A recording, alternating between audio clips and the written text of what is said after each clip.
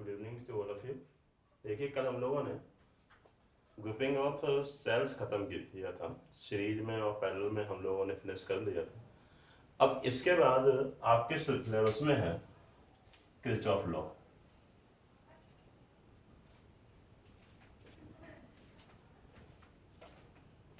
अब देखिए, क्वेश्चन ये उठता है कि आखिरकार किरचॉफ को ऐसे लॉ बनाने की क्या जरूरत पड़ी। जो ग्रुपिंग ऑफ रेजिस्टेंस के जो क्वेश्चन थे, जो हम लोग क्लास 10th तक ओम्स लॉ से सॉल्व करते थे, अब यहाँ पे कुछ नेटवर्क कॉम्प्लेक्स होने की वजह से वो ग्रुपिंग ऑफ सीरीज और पैरेलल वाले फॉर्मूले ज़्यादा अप्रोप्रिएट नहीं रहते, उनसे डायरेक्ट आंसर नहीं आ पा रहा था। तो फिर इक्विवेलेंट रेजिस्टेंस कैलकुलेट करने के लिए वो मेथड आपके लिए सफिशिएंट नहीं था।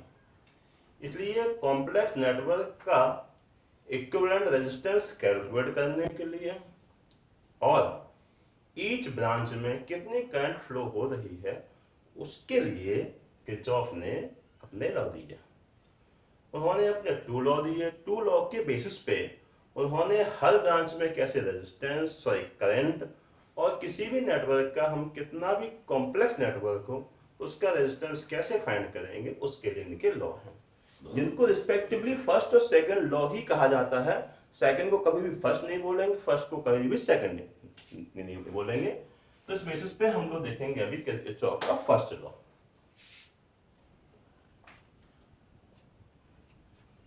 किरचॉफ अपने फर्स्ट लॉ में ये कहते हैं कि अगर कोई एक जंक्शन है, जंक्शन का मतलब आप लोग ये मान लीजिए कि एक ही पॉइंट पे किसी भी सर्किट में कई सारे वायर ज्वाइन हो रहे हैं।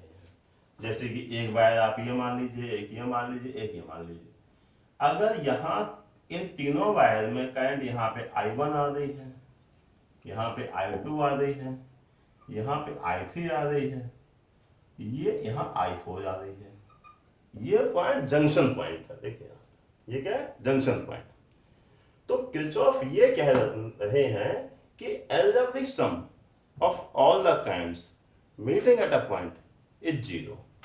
मतलब sigma I is equal to zero. कुछ लोग इसको सिग्मा पढ़ते हैं, कुछ लोग इसको समेशन भी पढ़ते हैं। इसका मतलब क्या हुआ कि जितनी भी करंट इस पॉइंट पे अगर पहुंच रही हैं, इनका एलजेब्रिक सम जीरो। दूसरे तरीके से हम लोग ये कह देते हैं जितनी करंट जंक्शन की टुवर्ड्स आ रही हैं उतनी ही बाहर की तरफ जा रही है। इसका मतलब क्या हुआ, I1 I2 I3 कंबाइन करके I4 दे रहे हैं। हम यहाँ पे ये भी कह सकते हैं I1 plus I2 plus I3 is equal to I4। Sign convention की बात कही जाती है यहाँ पे। तो साइन कन्वेंशन के बेसिस पे हम लोग ये कह देते हैं, first law of sign convention है कि current towards the junction is always taken as positive and current away from junction is always taken as negative.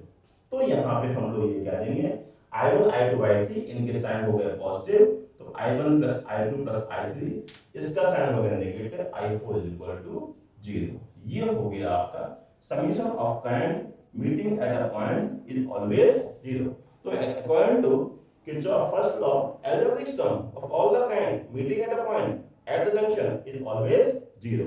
CBSE हमेशा क्वेश्चन ये पूछता है, स्टेटमेंट अब नहीं पूछते हैं, डायरेक्ट क्वेश्चन पूछा जाता है कि फर्स्ट लॉ किस कंजर्वेशन पर बेस्ड है। आप लोग देख रहे हैं यहाँ पे करंट का सम किया जा रहा है।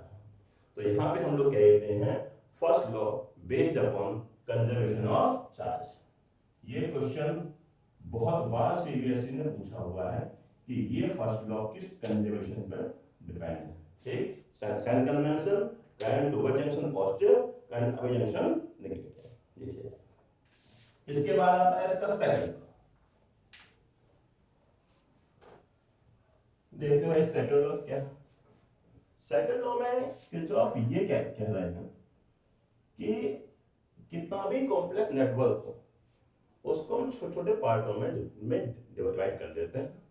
और फिर किरचॉफ ये कह रहे हैं कि अगर किसी भी कॉम्प्लेक्स नेटवर्क के जितनी भी रेजिस्टेंस में जितनी भी करंट फ्लो हो रही है तो वहां पे algebraic sum of products of current and resistance is always equal to algebraic sum of EMF, क्योंकि ये हो सकता है कि एक नेटवर्क में एक या एक से ज्यादा सेल लगे हों, दो लगे हों, तीन लगे हों, तो वहां पे किरचॉफ ये कह रहे हैं कि summation of all the EMF, EMF का एल्जेब्रिक सम किसके बराबर होगा?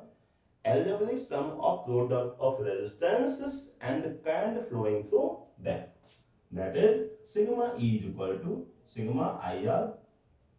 क्वेश्चन आता है कि ये किस कंडीशन पे बेस्ड है। मैंने आपको कई बार क्लास में बताया है, बैच में बताया है कि करंट का जब भी सम कहा जाएगा तो वो कंजर्वेशन ऑफ चार्ज। ईएमएफ हम लोग पढ़ चुके हैं, ईएमएफ क्या है? एनर्जी। तो यहाँ पे क्या है? एनर्जी का सम। तो ये किस पर बेस्ड है? Conservation of energy. ये आपको ध्यान रखने वाली बात है। अब यहाँ पे एक साइन कन्वेंशन, जैसा कि फर्स्ट लॉ में था, ऐसे यहाँ पर सेकंड लॉ में भी एक साइन कन्वेंशन है। पहला साइन कन्वेंशन ये कहता है जो भी करंट किसी भी कॉम्प्लेक्स नेटवर्क में एंटी क्लॉकवाइज डायरेक्शन में फ्लो हो रही होंगी, उनके साइन हम लोग लेंगे positive. Current flowing in anti-clockwise direction is always taken as positive. Second convention, second convention ये क्या कहती है? अब EMF का साइन कह देंगे। तो जो सेल किसी कॉम्प्लेक्स नेटवर्क के अंदर अगर एंटी क्लॉकवाइज डायरेक्शन में अगर करंट फ्लो कर रहा है तो उसका साइन पॉजिटिव, अदरवाइज नेगेटिव। मतलब जो सेल क्लॉकवाइज डायरेक्शन में करंट फ्लो कर रहा है उसका साइन नेगेटिव। आइए इसको थोड़ा सा और बेहतर तरीके से समझें। Sigma E is equal to sigma I R. अगर हम यहाँ पे ये इस तरह का एक नेटवर्क लें, देखिए एक रेजिस्टेंस ये है, एक रेजिस्टेंस ये है, एक रेजिस्टेंस ये है, एक रेजिस्टेंस ये रेजिस्टेंस R1 मान लीजिए, ये R2, ये R3, ये R4 और ये रहा R5। ठीक है, यहाँ पे करंट इसका ईएमएफ मान लिया E1, इसका ईएमएफ मान लिया E2, यहाँ से करंट I1 जा रही है, यहाँ से करंट I2 जा रही है। देखिए ये कंबाइन करके यहाँ पे कितनी कितनी करंट जाएगी? यहाँ पे यहाँ से I1, यहाँ से I2 के यहाँ पे कितनी जाएगी? I1 plus I2। यही करंट यहाँ से जाएगी I1 प्लस I2। यही करंट यहाँ पे करंट का डिवीजन हुआ। करंट यहाँ पे I1 से लिख लीजिए, तो according to conservation of charge इतनी ही करंट वापस पहुंचेगी। यहाँ से I2 निकली थी, इतनी ही करंट यहाँ से वापस होगी। इस तरह से हम लोग करंट डिवीजन समझते हैं। अब देखिए यहाँ पे किरचॉफ लॉ, यहाँ पे हम डाल number A B C D। अब क्लोज पार्ट ABDA में हम लोग किरचॉफ लॉ लगाते हैं। ये जो Kirchhoff law in close part ABDA of circuit, देखिए यहाँ ये करंट एंटी क्लॉकवाइज डायरेक्शन में जा रही है, इसलिए इसका साइन पॉजिटिव लेंगे, तो I1 R1। ये करंट देखिए यहाँ पे क्लॉकवाइज आ रही है, तो इसका साइन नेगेटिव लेंगे, I2 R5। ये करंट देखिए यहाँ ऊपर, ये आपका एंटी क्लॉकवाइज जा रही है, इसलिए इसका साइन हम लोग लेंगे पॉजिटिव, I1 R4। अब देखिए ऊपर ABDA को जब कैलकुलेट करेंगे तो नीचे वाले से कोई मतलब नहीं है। यहाँ देखिए ये वाला सेल इसके अंदर करंट एंटी क्लॉकवाइज डायरेक्शन में फ्लो करता है, ये वाला सेल इसके अंदर क्लॉकवाइज में, इसलिए E1 का साइन पॉजिटिव, E2 का साइन नेगेटिव। तो ये हो गया आपका E1 माइनस E2। ओके, कोई दिक्कत? कोई दिक्कत तो कमेंट सेक्शन में लिखिएगा, आप लोगों की दिक्कत सॉल्व करने की कोशिश करूंगा। आप देखते हैं using Kirchhoff law in close part BCD of circuit. देखिए यहाँ देखिए I1 प्लस I2 साइन इस नीचे वाला आने में, I1 plus I2 clockwise direction में है, इसलिए इसका sign negative, minus I1 plus I2 into R2। अब देखिए यहाँ पे sorry I1 plus I2 anti clockwise है, sign positive, I1 plus I2 यहाँ पर भी एंटी क्लॉकवाइज है, यहाँ पर भी positive, I1 plus I2 into R3। यहाँ पर ये I2 ये भी आपकी एंटी क्लॉकवाइज डायरेक्शन में फ्लो हो रही है, plus I2 R5 equal to किसके बराबर हो गया। अब नीचे वाले में केवल एक सेल है, ये करंट एंटी क्लॉकवाइज डायरेक्शन में फ्लो करता है, इसका साइन पॉजिटिव। तो ये हो गया पहला इक्वेशन, ये हो गया दूसरा इक्वेशन। इस तरह से हम छोटे छोटे कॉम्प्लेक्स नेटवर्क लेंगे और उनसे हम लोग इक्वेशन बनाएंगे। इन इक्वेशन को सॉल्व करके हम डिफरेंट ब्रांच में करंट की वैल्यू कैलकुलेट कर सकते हैं। इसी से हम लोग इक्विवेलेंट रेजिस्टेंस की तरफ भी मूव करते हैं।